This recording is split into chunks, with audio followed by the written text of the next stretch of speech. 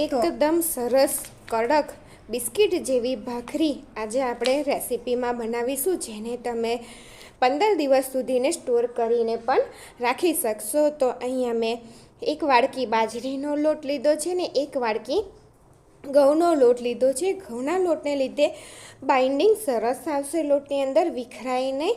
તો તેની અંદર ઉમેરવા માટે મસાલો બનાવીએ.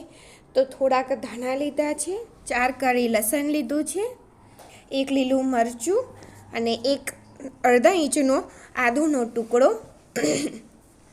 તીખાશ તમે તમારા ટેસ્ટ પ્રમાણે વધારે કે ઓછી કરી શકો છો. અને થોડુંક અમથું પાણી ઉમેર્યું છે, બધા મસાલા સરસ રીતે પીસાઈ જાય તેટલા માટે.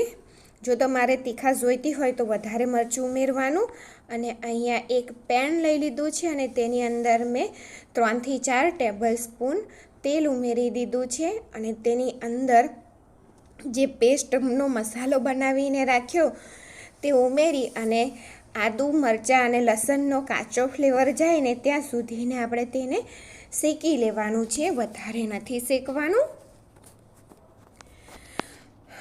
તો સરસ રીતે આદુ અને લસણ શેકાઈ ગયા છે. અને તે જ વાડકીથી મેં 1 વાડકી મેથીની ભાજી લીધી છે, જેને મેં સુધારી લીધી છે. જે વાડકીથી લોટ માપ્યા ને તે જ વાડકીથી મેં મેથીની ભાજી લીધી છે. અને તેને સરસ રીતે આપણે 1 થી 2 મિનિટ માટે કૂક કરી લેવાની છે, વધારે નહીં. 1 થી 2 મિનિટ માટે જ તેને સરસ કૂક કરવાની છે. તો કૂક થઈ ગઈ છે અને તેને એક મોટા વાસણની અંદર કાઢી લઈએ, જેમાં આપણે લોટ બાંધવાનો છે. તો જે આપણે બાજરીનો ને ઘઉંનો લોટ લીધો હતો તેને ઉમેરી દેવાનો. અને જો બાજરીની ભાખરીની રેસીપીનો વિડીયો તમને ગમે તો મારી ચેનલને લાઈક કરજો, શેર કરજો અને સબસ્ક્રાઈબ કરજો. અને તમને રેસીપી કેવી લાગી તે કમેન્ટમાં જરૂરથી કહેજો. તો 1/4 ટીસ્પૂન જેટલી હળદર, 1/2 ટીસ્પૂન લાલ મરચું અને 2 પિંચ જેટલી હિંગ ઉમેરી છે, જેથી જ્યારે આપણે ખાઈએ તો તે પચવામાં સહેલું રહે. અને 1 ટેબલ સ્પૂન સફેદ તલ ઉમેરવાના છે અને સ્વાદ પ્રમાણે મીઠું ઉમેરવાનું. બધી વસ્તુને સરસ રીતે મિક્સ કરી દેવાની છે. અને અહીંયા મોવન આપણે આ ભાખરીની અંદર મુઠ્ઠી પડતું મોવન રાખવાનું છે. એટલે જો તમને તેલ ઓછું લાગે તો પછી તમારે જોઈ શકો છો કે આ રીતે બિલકુલ ક્રમ્બલી લોટ થઈ જવો જોઈએ. ના થાય તો તમારે ઉપરથી થોડું તેલ ઉમેરી દેવાનું. અને આ રીતે થોડું થોડું પાણી છાંટતા જઈ અને સરસ કઠણ લોટ બાંધી લેવાનો છે. કઠણ એટલે કે તેલવાળી ભાખરીનો લોટ બાંધીએ આપણે તે રીતનો બાંધી દેવાનો છે. બિલકુલ હેલ્ધી મેથી બાજરીની ભાખરી બનાવવા માટે લોટ તૈયાર થઈ ગયો છે. તો 1 લુવો લઈ લીધો છે આટની પર, તેને વણી લઈએ. જો સાઈડ્સ ફાટે તો ગભરાવાનું નહીં, સેટ થાય તેટલી આપણે તેને સેટ કરવાની છે. આપણે તેને આગળ એક કોઈ પણ વાસણના ઢક્કનથી આપણે તેને સરસ ગોલ શેપ આપી દેવાનો છે. તો જો આ એક ડબ્બાનું મેં ઢાંકણ લીધું હતું, તેનાથી આપણે આ રીતે પ્રેસ કરી અને સાઈડનો ભાગ બધો કાઢી લઈ અને એક સરખી જ બાજરીની ભાખરી તૈયાર કરીશું.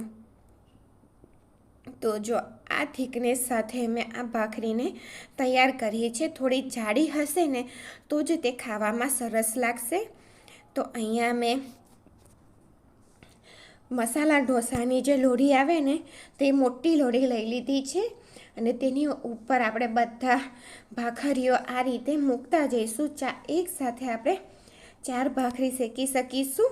તેટલા માટે મેં આ મોટી લોઢી લીધી છે કે વાર ના લાગે અને બધી ભાખરી એક સરખી કપાય ને એટલા માટે આપણે ઢાંકણથી તેને કાપી છે. તો જો ભાખરી એક સાઈડ થોડી શેકાય ને એટલે તેને પલટાવી લેવાની આ રીતે.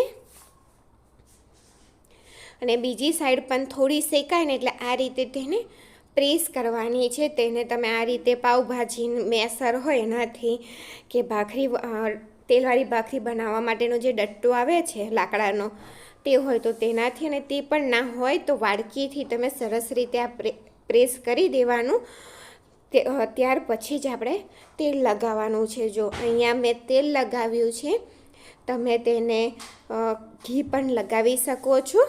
અને સરસ રીતે ક્રિસ્પી કરવાની છે. જો ક્રિસ્પી થશે ને ભાખરી તો જ તે 15 દિવસ માટે તેને તમે સ્ટોર કરી શકશો. જો તમે કશે ફરવા જવાના હોય અને તમારે ભાખરી લઈ જવી હોય તો તમે 15 દિવસ સુધી તેને લઈ જઈ શકો છો, પણ તેને સરસ રીતે કડક કરી લેવાની છે આ રીતે. અને ગેસની ફ્લેમ મીડિયમ રાખવાની છે શેકતી વખતે.